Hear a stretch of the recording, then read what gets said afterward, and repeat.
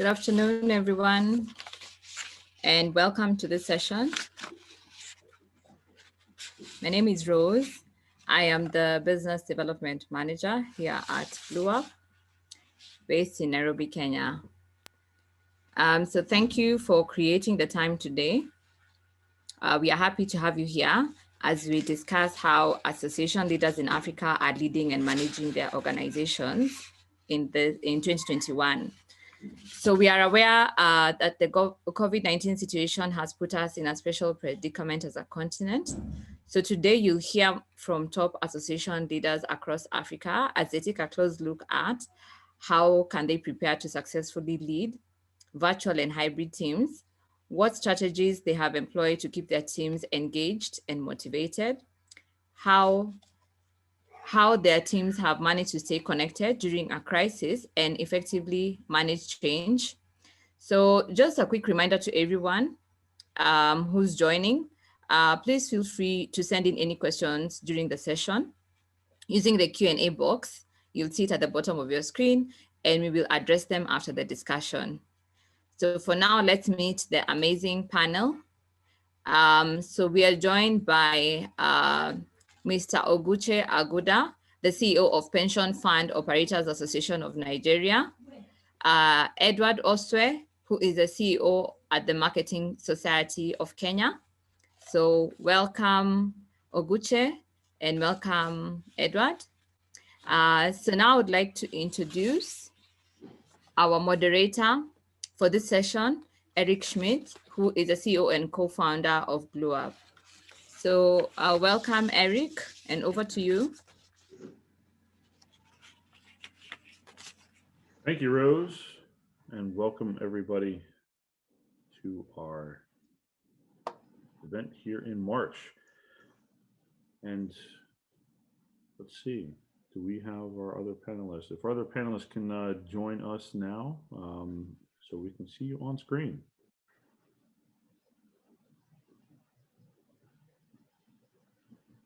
So, of course, with what we have this morning, I guess this afternoon, everybody, thank you again for joining BlueUp and the panel that we have assembled for today. Of course, today's topic is, not new to anybody, but certainly something that everybody has been dealing with over the last, of course, year, as it relates to what, again, our topic for discussion is. Again, it is related to how to build, how to grow, how to manage, and certainly as we hopefully transition back to people being able to be in the same room, how people will continue to manage great organizations moving forward. So before we jump into the panel itself, of course, I'd like to make sure that everybody gets a chance to meet our panelists. And if we could start with Edward to just give a quick introduction to yourself, and then we'll go into some of the panel after Oguche does. So Edward, welcome. Thanks for joining us today. Edward, you're on mute. Thank you, Eric, and thank you for inviting me to be a panelist this session. My name is Edward Oswe, the CEO of Marketing Society of Kenya. The Marketing Society of Kenya is the umbrella body for marketers in the country. We draw our membership from both corporates and individuals, and we have plenty of activities that we carry out that includes training. We run the biggest awards gala in the country, and that's it. And thank you so much again, Eric, for giving us the platform that we're able to use to engage our members. Absolutely. Oguche, welcome. Thank you, Eric, for inviting me for this webinar. As you said, my name is Oguche Aguda. I'm the Chief Executive of the Pension Fund Operators Association of Nigeria, and that's the industry association for all registered pension operators in Nigeria, which is short form for PENOP. So PENOP tries to see how it can take all the activities of the pension funds in Nigeria to see how they can engage the market, engage regulators, engage the media, and to ensure that the interests of the pension operators are protected. And that's essentially what we do. Thank you. Great. So Gucci, let's quickly start with you. If you can just give us a quick summary of at least the structure of your organization, how sort of people went to working with the shutdown, and what do you see sort of operationally the organization look like moving forward here? I think like most organizations, when the shutdown happened, we were trying to understand what was happening.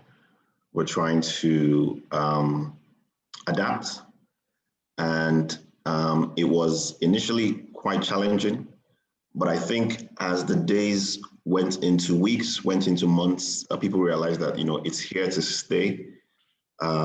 Whether you call it flexible working, remote working, hybrid working, these are terms that have gained prominence in the last year or so. And so it's really trying to find out how those sorts of working can work for your organization. And we've just tried to see how we can blend, whether it's hybrid or flexible working, into our system so that we can keep our doors open. Essentially, it's really just trying to see how we can use the best of what we have based on what's happening. People couldn't go out at some time. People couldn't go to the market at the height of the lockdown. Was really tense. But I guess as it's began to open up, we've begun to see some benefits in remote working. And I guess a major realization that output is the most important aspect of work. It's not really the number of hours you put in. So just focusing on output. That's one of the things that has come out from this whole episode. Thanks. Would you say that's the thing, I guess looking to the future over, let's say, as we look to December of this year, what do you think that the organization will continue to be in operationally? Is it going to stay like you are, everybody remote, or how are you thinking about this, this transition or whatever it may look like? Yeah, I think the key thing that this whole pandemic has brought about is the need to be flexible. So no one has a crystal ball, and no one will be bold enough to make a prediction. So I won't make a prediction until December, but I'm just going to say, we're going to be flexible. We're going to see what works for the organization and also for the individuals. I think one of the key things that has come out is, individuals matter. When you see annual reports of companies or when you go to their websites, they say people are our greatest assets. I think this is the time to make that count. So it's just to find out what works best for the people, what works best for the organization, what works best for the customer. So I'm flexible, we're flexible, and there's going to be a lot of hybrid, there's going to be a lot of changes, but flexibility I think is key. So Eric, you're not going to put me in a box, you're not going to box me. Not yet. And Edward, how about you all? What have you learned and seen that has worked and probably will continue with moving forward here?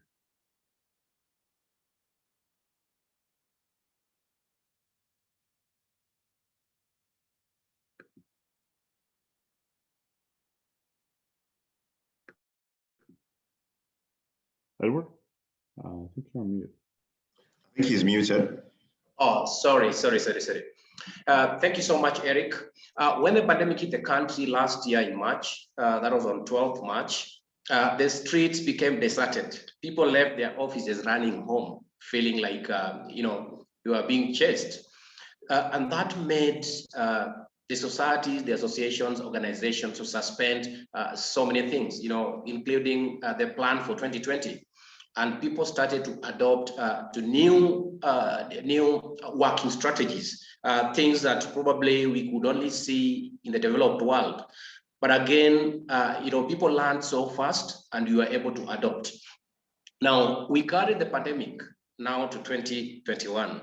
And as I can tell you, from 1st of April, the society, my secretariat will be working from home. Actually, it's going to be a hybrid. Again, until everyone is vaccinated, in my opinion, I cannot give an assurance that we are going to operate normally. So we deployed technologies to use, including the communication platforms like Teams, signing documents online, and also probably having physical meetings, because remember the culture that we had before was, people had to be in the offices, and actually there was no, these email overloads that we experienced last year. But again, we adopted. So moving into 2021, it's going to be a hybrid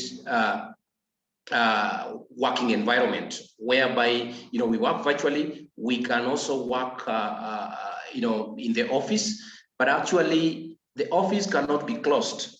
So you would have some people working in the office with limited interactions. Thank you. And Edward, actually, you bring up a very interesting point when we talk about culture as it relates to doing business in a place like Kenya, and certainly the importance of relationships to doing business. Of course, if people are at home, they're not spending time in meetings. How do you think that has shifted how people are willing to do business together?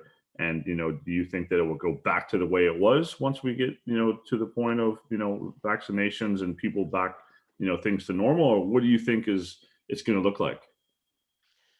I think, as I said earlier, that until everyone is vaccinated, that is when things will go normally. But during the period like in 2021 and actually up to now, majority of people, businesses have realized technology is an asset, especially in meetings, in exploring business opportunities, marketing, sales, and even engaging the potential customers. And actually, even during that time, there were no billboards. And up to now, majority of the billboards in Nairobi for advertisement are actually empty. So people went digital, radio, and TV. The culture changed. And actually, it was not easy. Now, what we did here at the Secretariat is that having people come to the office or having physical meeting maybe once, probably in a week, was very encouraging, at least, to probably carry on with the culture, but at least it was interrupted, but at least we were able to meet and embrace the culture that we were missing. Now, the other thing that I was doing as the CEO, to keep, I kept on checking my people, via email, how they were doing, because we come to work, but again, back home, there are a lot of challenges. You cannot work entirely 100% without interruption from family members, visitors coming home. So I kept on, reaching out to my members, okay, and also made sure that in-person meetings were there.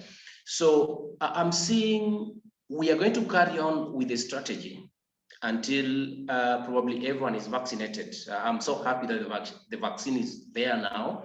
But again, in Africa or in the world like Europe, people are still struggling. How do they get this vaccine? Thank you. Absolutely. And actually, just as a follow-up to that, because obviously you run the Marketing Society. When you talk about sales and marketing, do you have any interesting examples to share with us of how one of your member companies might have shifted to being really successful in shifting from offline sort of marketing to that online digital side of things? Thank you so much. Actually, we released the advertising spend report on 26th of February for the country, and I just don't have the figures, of it. But based on the report that we released, majority of the organizations went digital. That's amazing. All right. And actually, so we do have our third speaker who has joined us now, Mr. Otto. Welcome to the panel. Maybe we'll just give him a quick moment to introduce himself, and then we'll continue here. Otto, welcome. Thanks, Eric. Hi, thank you so much. And my apologies, guys, but life goes on.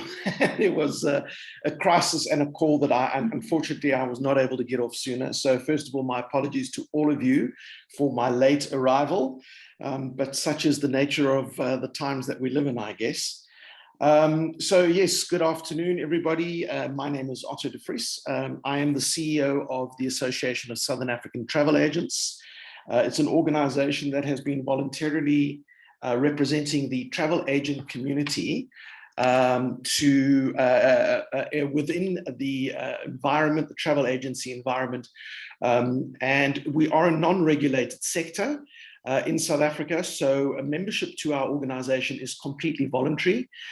However, fortunately, the nature of what we do and how we execute our work has resulted in approximately, well, almost 95% of the travel agency industry in South Africa choosing to be a member of the association.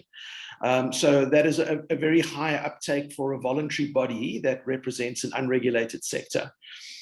Within my capacity as the CEO of ASATA, I am also a board member of the Tourism Business Council of South Africa. And that is, if you will, an association of associations, but we also have large corporate members. And that organization is, if you will, its primary mandate is to represent the broader travel and tourism sector within the context of lobbying and advocacy in a government environment. And so a lot of the work that we do there relates specifically to legislation and the impact of legislation in terms of successfully being able to run travel and tourism within the South African market, both in terms of outbound, domestic, as well as inbound. And lastly, I am also a board member of the World Travel Agents Association Alliance.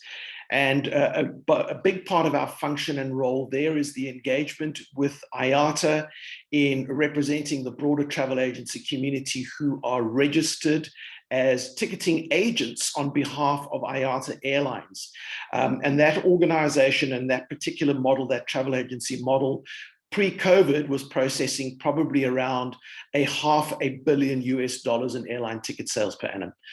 So yes, and the crisis I was coming off, which I think many of you who've traveled a lot in the past know, is here we are a year in and we're still struggling to get airlines to provide refunds. So now you know what my crisis was that I was involved in. So there we go. So that's largely me and some of the things that I do. Great, thank you, Otto. And the question I was asking our other two esteemed panelists just now was, the transition to, of course, remote work, everybody being at home. I know South Africa's gone through a few lockdowns at this point. I'm not sure where are we now in that process, but I know coming in and out of one is a constant thing, certainly down there. But maybe just give us, how is the organization handled, and really what does that look like today? In terms of the team working and everybody achieving the goals for Q1 going into maybe Q2. Yeah, sure. Thanks, Eric. So look, we went into our first lockdown in April last year, and it was a very, very hard lockdown. Initially, it was a 3-week lockdown that then extended to well beyond 8 weeks. Suffice to say, we were all behind closed doors for close on 3 months.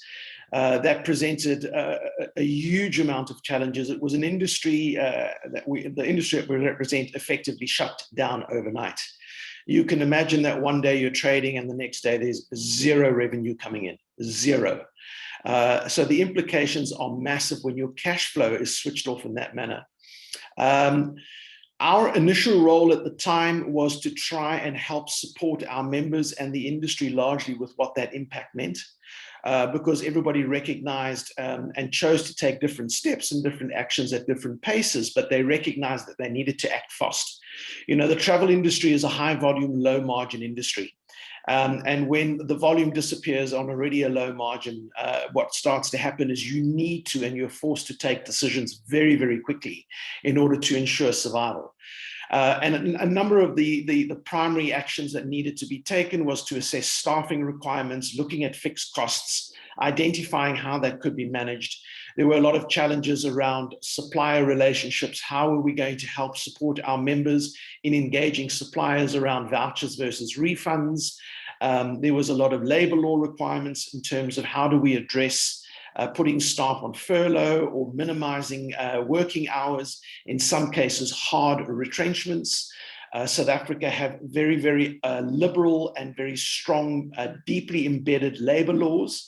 that do not allow dismissal of staff easily. And so it's imperative that those processes were followed by the book. And we were providing a lot of guidance and support to our members on how to manage that part of the process. There was a lot of uncertainty with regards to insurances not paying out or paying out. And then, of course, we were dealing with consumers. Consumers were knocking on our door and going, hey, I paid one of your members a lot of money for a holiday or a trip, and I can't get my money back. And consumer laws started to become very fluid too. And as that fluidity continued, we would note that across the entire sort of payment chain, we were seeing banks being hesitant to activate, merchants being hesitant to activate chargebacks. And so there was a huge amount of work in trying to address the legal implications that that had. I don't think that I or my team worked any harder than we've ever done in our lives, as we probably did in that first 3-4 months. It was substantial. How did we as an organization deal with things? Well, fortunately, for some time, I have been rebuilding the organization to be increasingly flexible around its ability to work externally. And so from an online and computing environment, we had switched everything into the cloud already well before COVID. And as a result, the need for an office has for some time actually been an item of discussion on a board level. And as little as 2 years ago, we addressed a number of business solutions that may allow us to have moved into a more sort of open business environment, a more mobile environment. At the time, the board chose not to pursue that. They felt there was still a need for a fixed abode, a fixed address, a place where the board could meet and engage. But certainly what happened was this initiated a very clear understanding that going forward as an organization, we could exit a fixed environment completely. So in terms of the steps that we took, we immediately made arrangements with our existing landlord, one, to try to get out of our lease. That did not succeed, but we were able to negotiate substantial reduction in costs.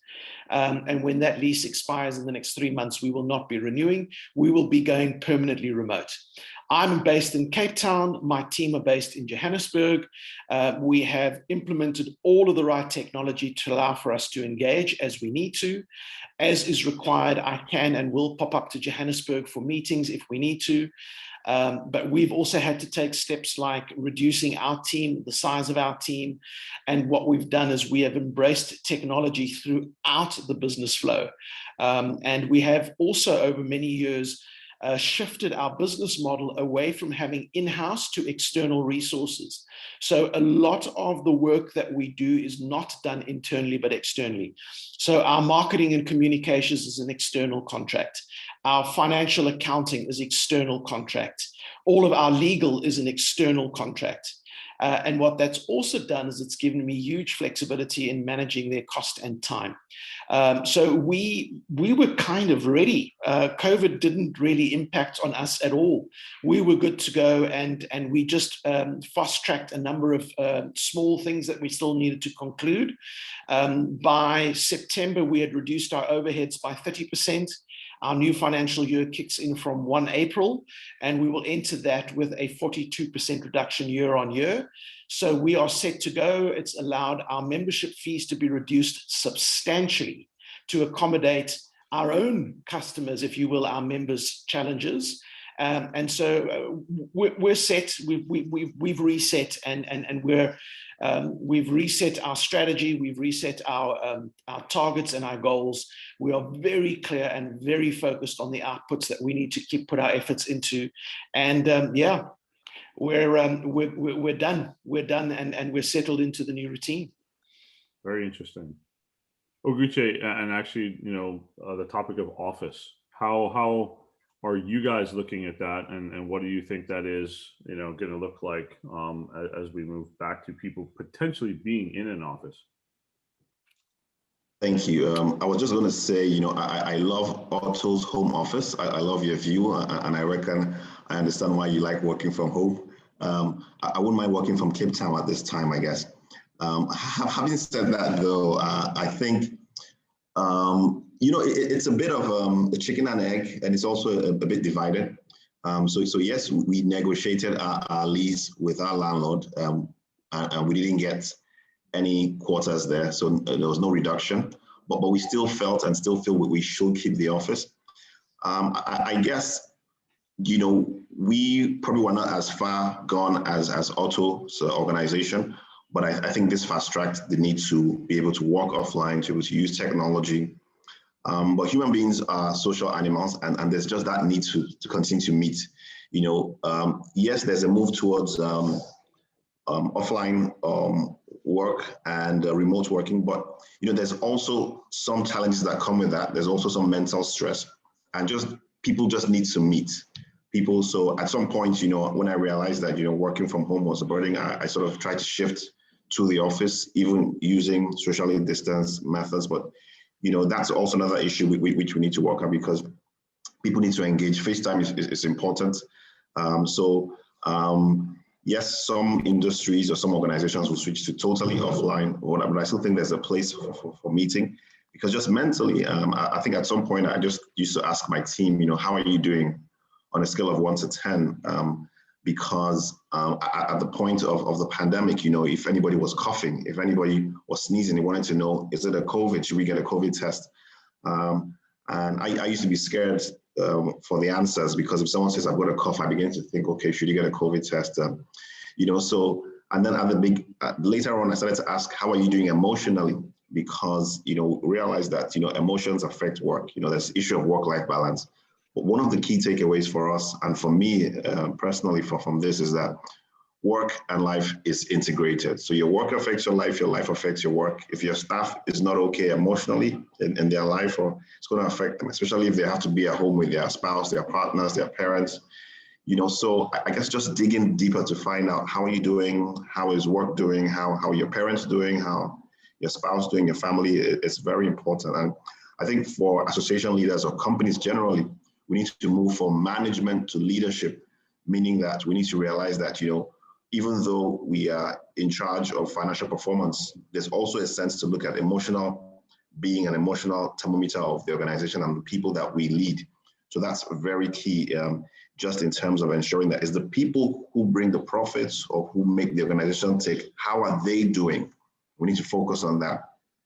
Even with children, we've had a number of suicides because people have been on screen too long. So screen time, sometimes I just shut the screen and say, you know, no meeting today, send me an email, because, you know, so we need to gauge that. Very interesting dynamics. But like I said at the outset, flexibility is key. We need to be flexible, we need to be willing to learn and adapt. I mean, I'll tell a story, and don't laugh, guys, don't laugh at this story. So at the beginning of 2020, I had a discussion with my staff, and she said she wanted to start flexible working. And nobody had done that in the organization before. So we had a discussion, and I said, okay, send me an email, let's document it, let's have a policy. That was in February 2020. And I said, you know, you're going to do 1 day a week flexible working, but 1 day a week, I want you to send me your notes, send me your outputs and all of that. And we signed a contract.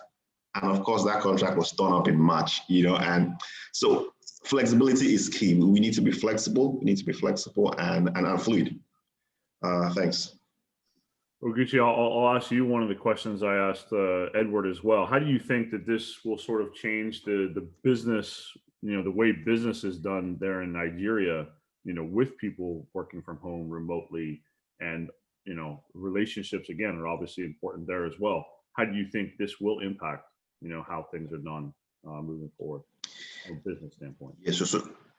Yeah, at the beginning of the pandemic, in the middle of the pandemic, there were some high-profile deaths in Nigeria. There's some politicians contracted the COVID. So that, in a sense, shifted the narrative to, you know, limited physical meetings and online meetings. So that changed. Even the Federal Executive Council, the courts were meeting online. So essentially, businesses moved to online. But as the vaccine has come and as the numbers have come down, people have come back to sort of a face-to-face. So there's still the need to meet face-to-face, especially in countries or cultures like Nigeria, where there's just that need to just see.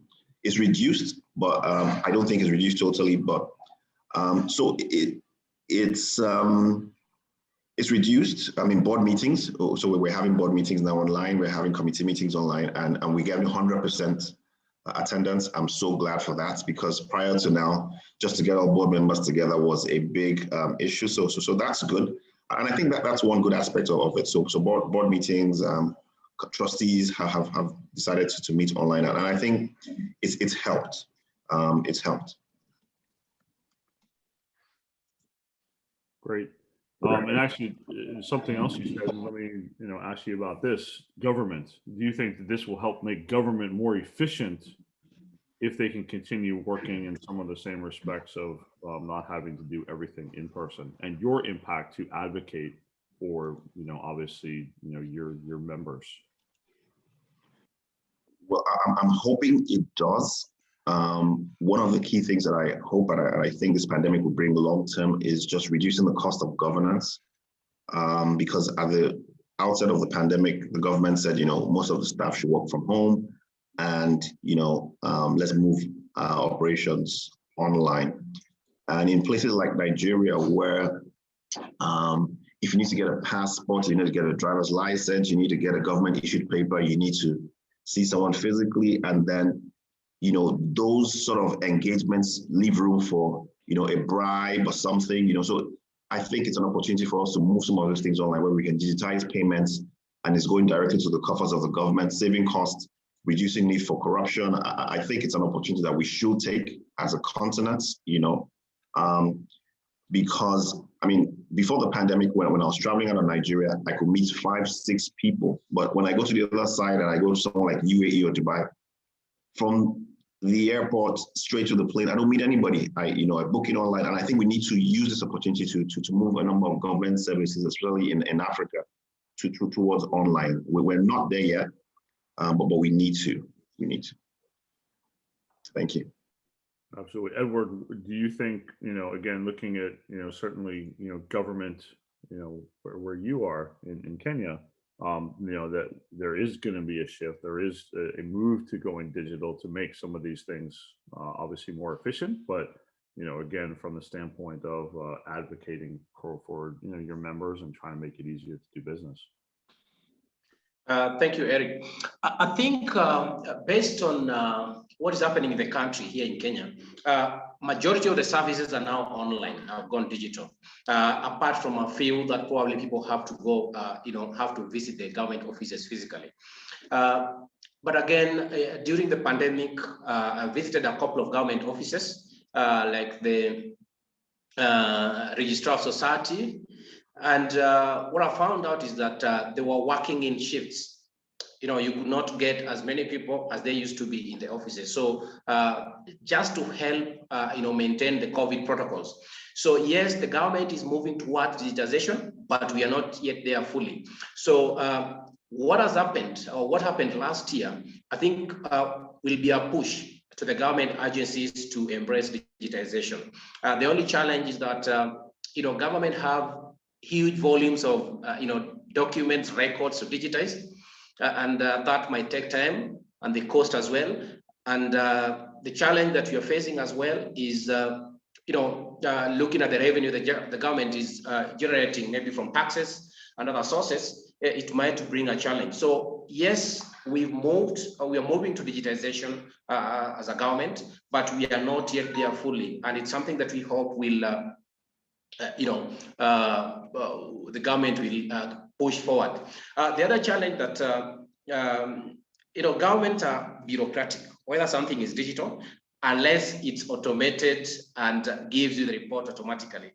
Sometimes you probably do a communication to the government, whether it's on their systems. As long as someone has to intervene, it might force you as well to visit their offices.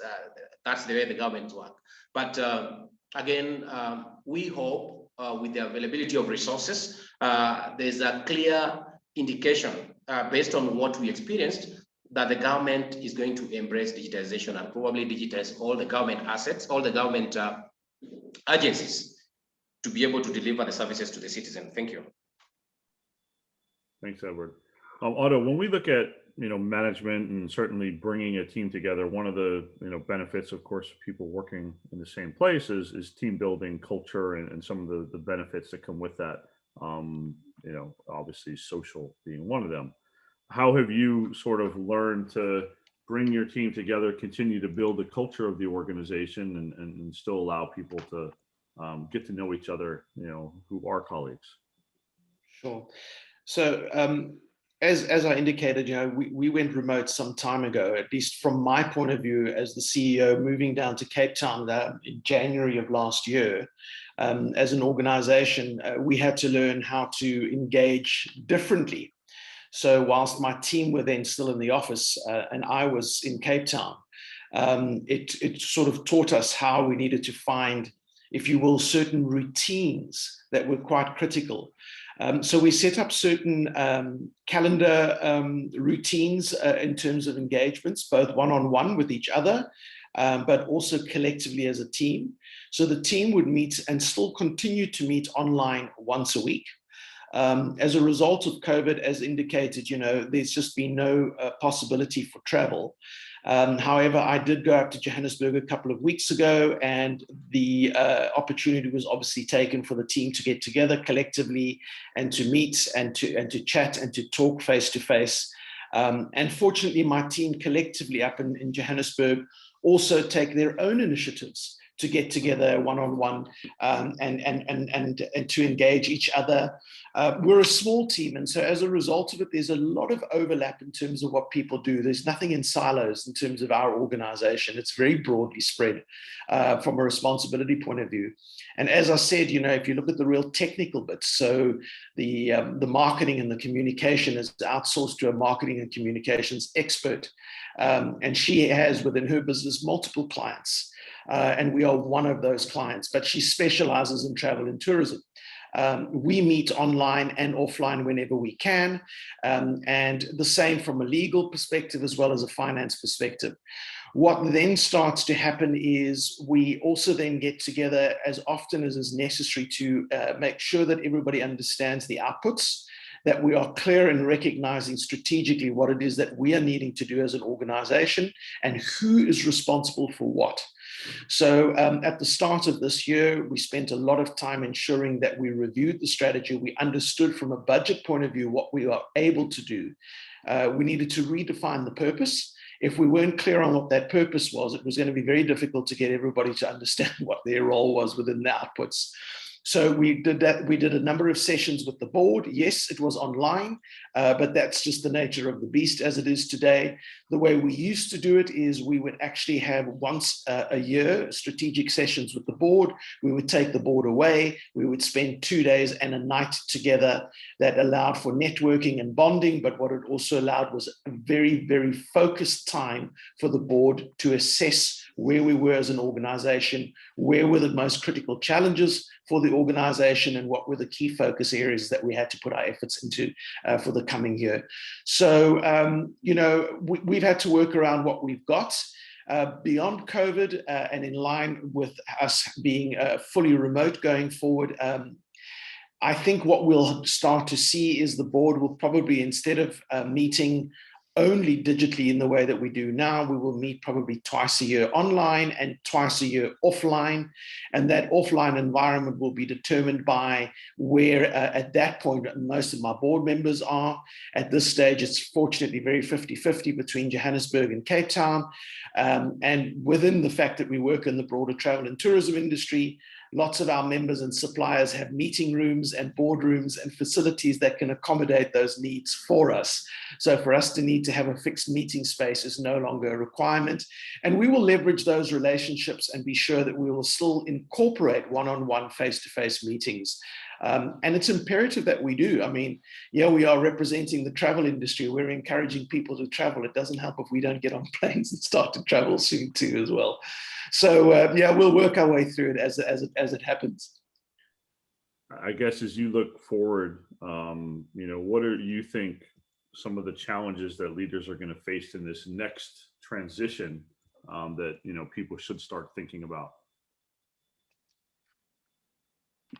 Well, look, I think there's going to be a need to accept a couple of things as the new normal. First of all, I think that COVID is not going to disappear. I don't mean to be the forebearer of doom. And whilst I'm very excited about the vaccines, and I do believe that it's going to fundamentally change our ability to return to some kind of normal, if you will, I don't believe that the normal that we come from is ever going to come back. And so as a result, there are going to be a number of changes that we are going to need to permanently implement in our business work environments. Those that are going to be returning to offices will need to continue to consider space, engagement, interaction, hand sanitizing, masks, etc., as a part of the work environment. And that for me is not just going to happen within the workspace, it's going to happen across everything. The fact that there are variants is an indication of the fact that we're going to need to constantly review the current vaccines. Are they able to cope with those new strains? And I would imagine, and nobody knows, for example, how long those vaccines are going to successfully hold out. Is it a year? Is it 18 months, etc., etc.? You know, it's not like when we were kids, we got our chicken pox and our polio vaccinations, and that's it, we were done, and life went on.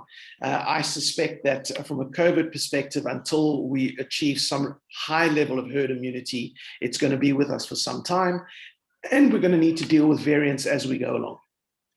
I think the quicker we meet this reality, the sooner we can get back to some kind of a new normal. This locking us up all the time is just not the answer. And so, you know, that for me is a very, very real concern.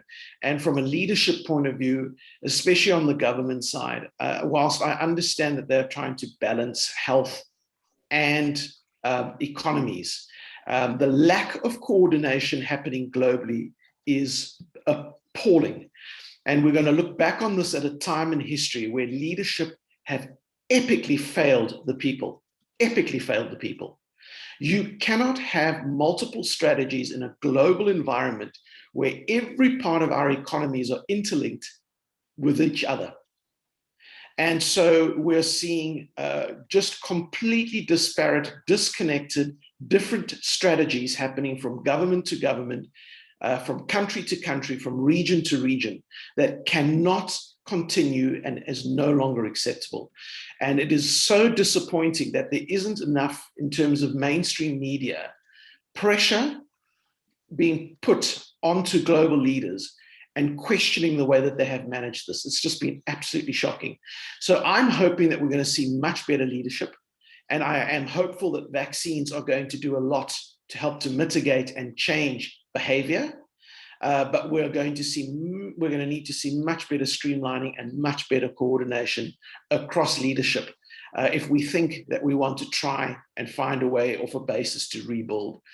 From a business environment, I've indicated where I think in the short to medium term, COVID is going to be an ongoing reality. We need to consider the safety and the well-being of our staff. That for me is imperative. If you haven't embraced technology and thought about how you can leverage that better, not only from a cost, but from a management point of view, then a massive opportunity has been lost. And if you haven't yet, you need to be thinking about leveraging technology sooner rather than later. People want to use technology to minimize contact, to minimize touch and engagement. And yes, I hear the conversation and the need for engagement and meeting one-on-one and the well-being of people. That needs to be integrated in that planning and strategy. There's no doubt, but it is not one at the cost of the other. It's part of the bigger picture. And that all needs to be considered in terms of what I think future leadership is going to be expected to deliver on. Absolutely. And just before I go to Oguche on this same topic, if anybody does have any questions, we are going to be moving over to some of those. If anybody from the audience has questions that they would like to ask, please go ahead and put it into the Q&A, and we will be able to obviously get those here shortly. Oguche, as you look at sort of challenges for leaders, sort of over the next 6 to 12 months, what do you think people should be thinking about, and what are you thinking about?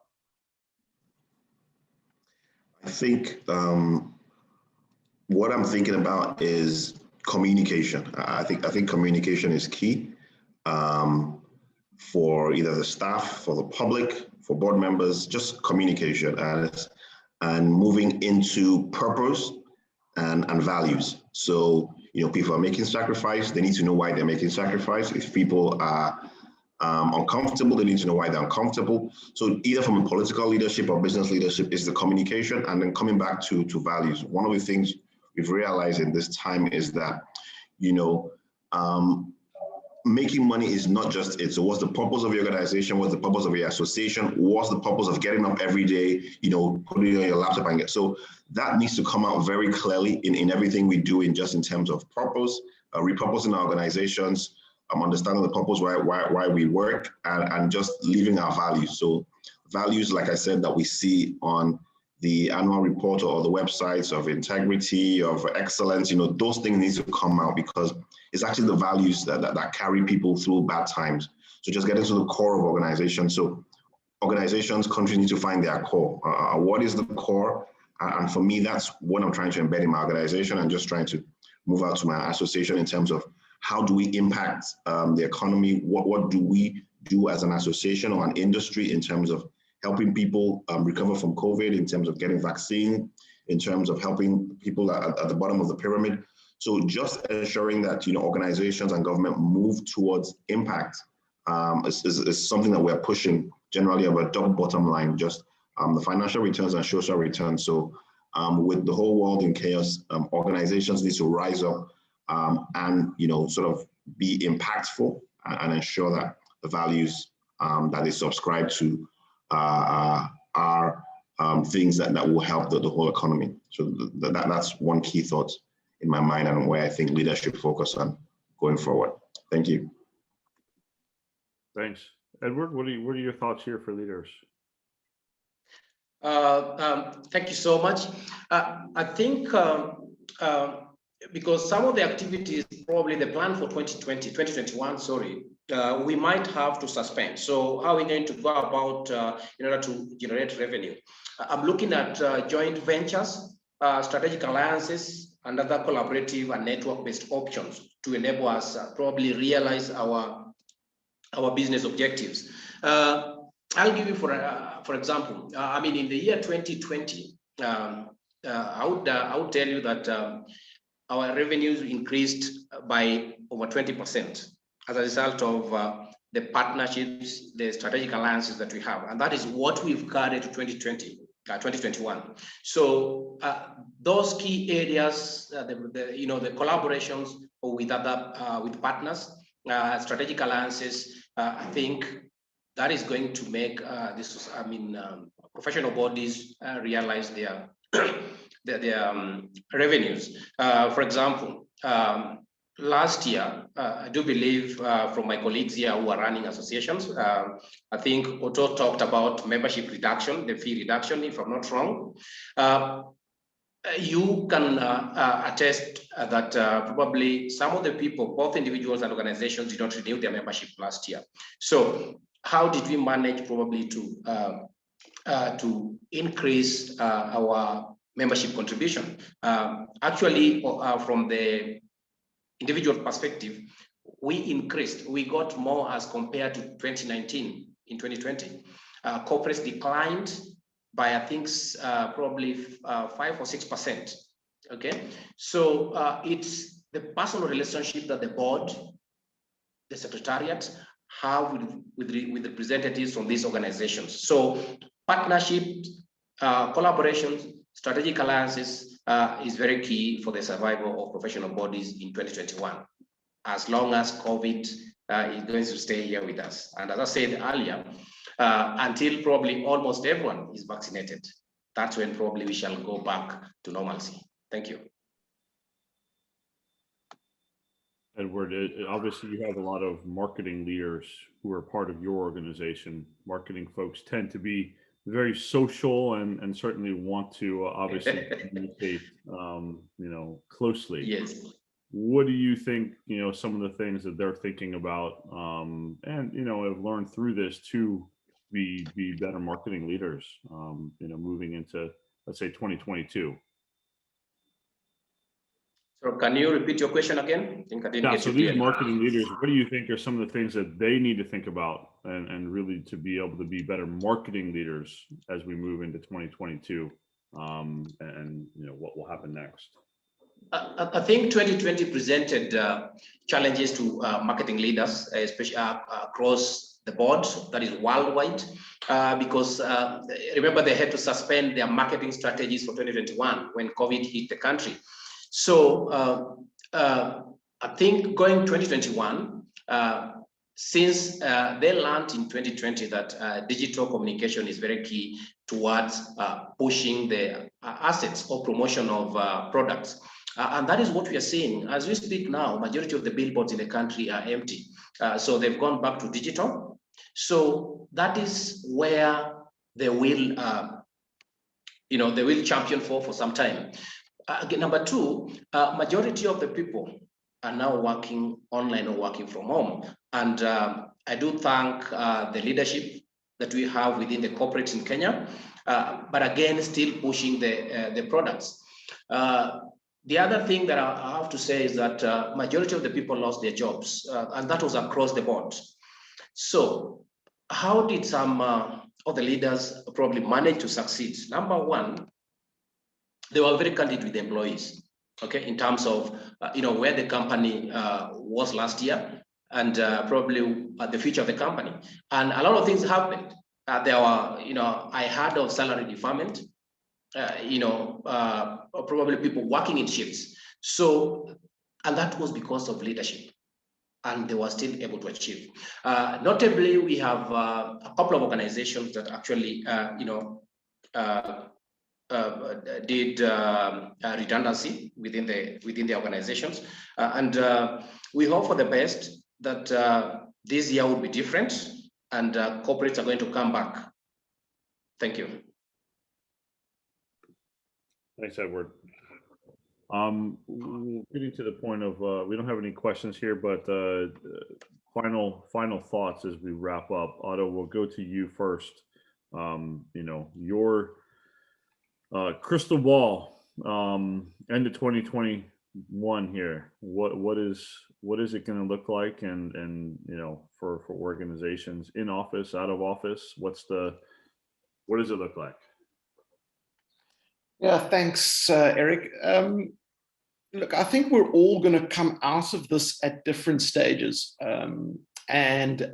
So, whilst I think what will come out might be consistent, the timings might be different for one market to the next. I think there's no doubt in my mind that the key driver to rebuilding confidence is going to be led by the vaccination process.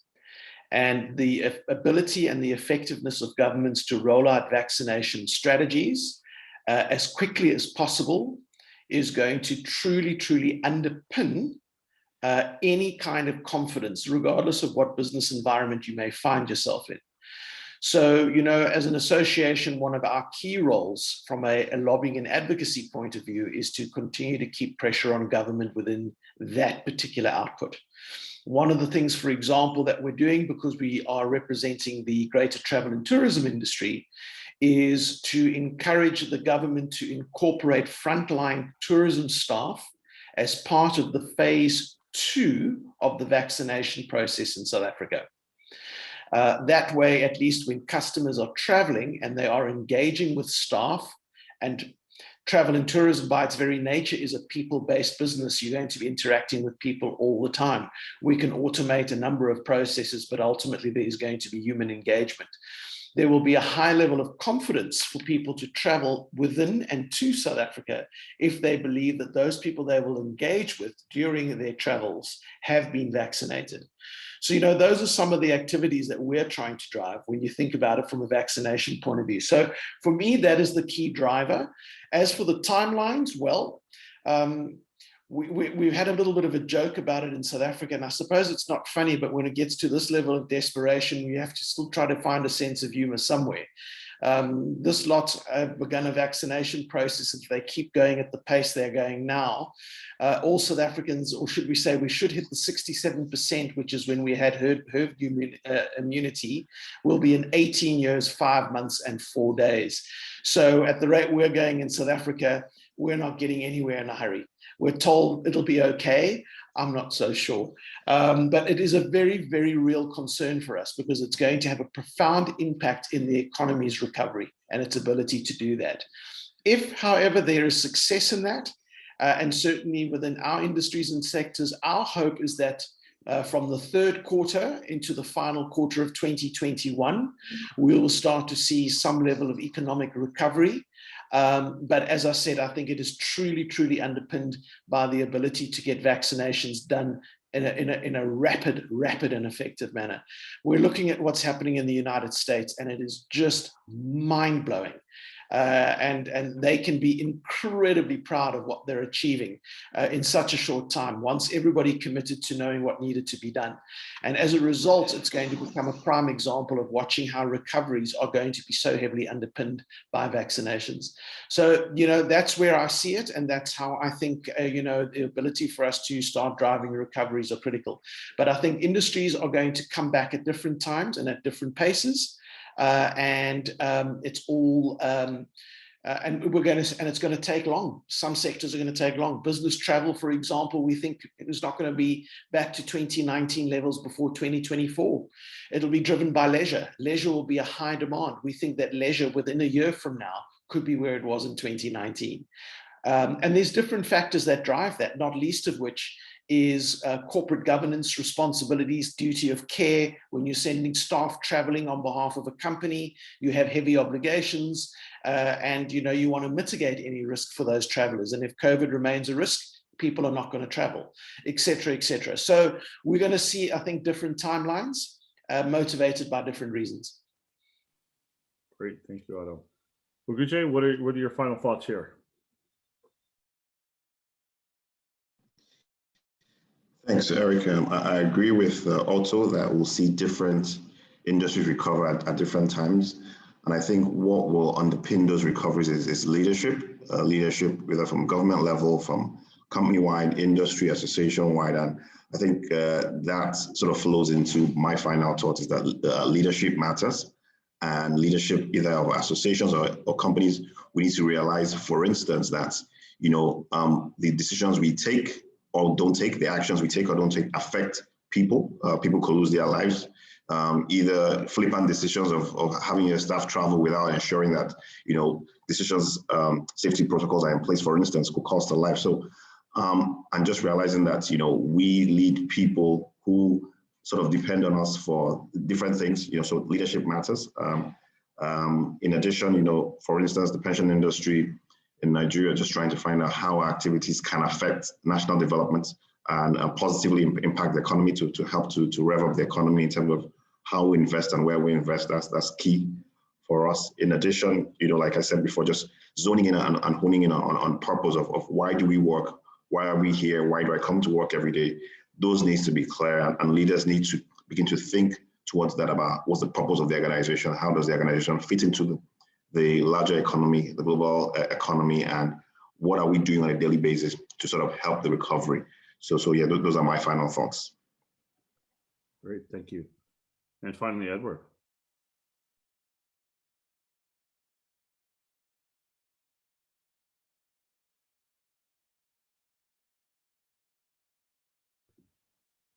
Edward? Sorry, I was on mute. I was speaking to myself, sorry. Now, what I see in 2021, as we carried COVID to 2021, I think, as societies or professional bodies, we still need to operate, we still need to generate revenue, we still need to perform our obligations. Now, so the first thing that probably I would recommend is that whether this is happening, we must have what we call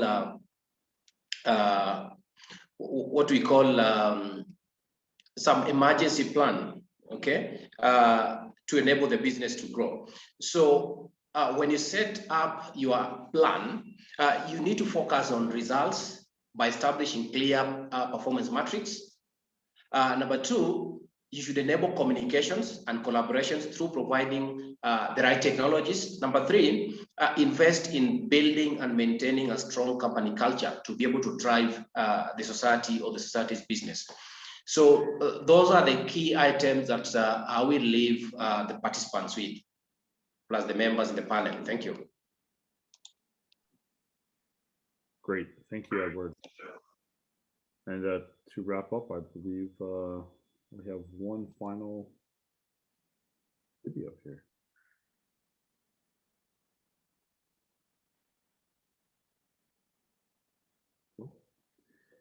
If not, thank you everybody for attending. I know we went a couple minutes over, but I hope it was an engaging discussion. Certainly a lot of things to think about as leaders and certainly participants in society.